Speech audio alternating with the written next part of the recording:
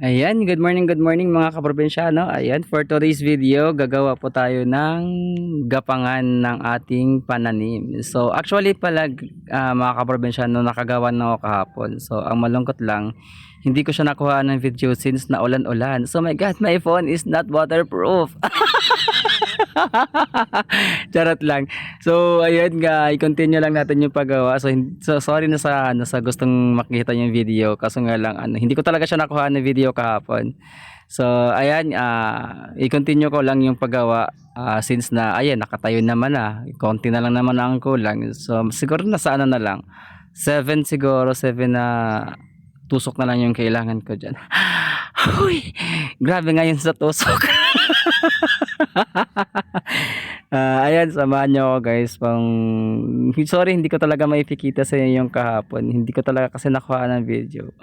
Pasensya na po sa nangingi. Ayan. So, ayan, i-continue ko na lang yung paggawa ng gapangan. Huy, sana all ginagawa.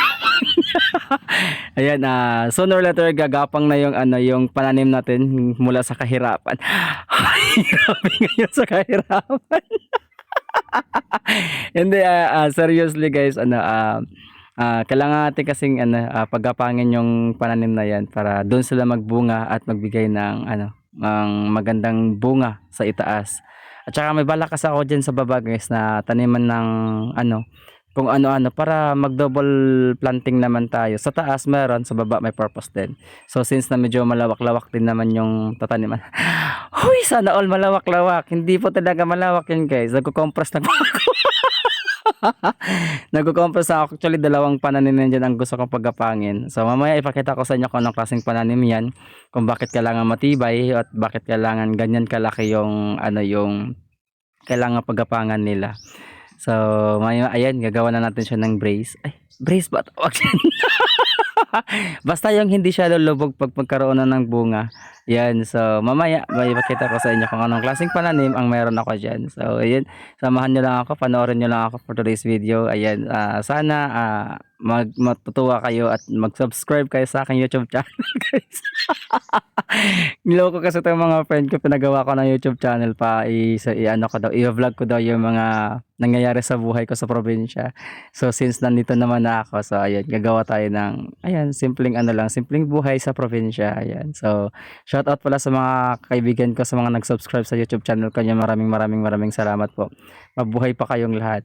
So ayan na po yung sinasabi kong pananim. Pakita ko po sa inyo. Ayan. Nakakatuwa lang kasi tignan, ayan, kasi ang lulusog at ang nataba ng upo pala yun guys, upo.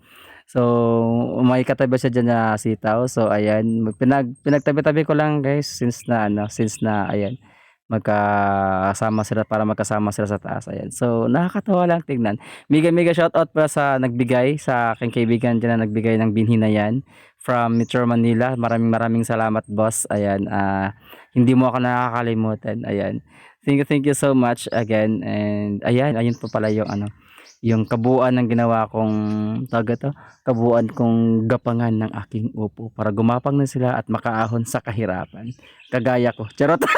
Thank you so much. At mabuhay po tayong lahat. So guys, don't forget to subscribe on my YouTube channel and i-post ko po yung link sa comment section below. Thank you.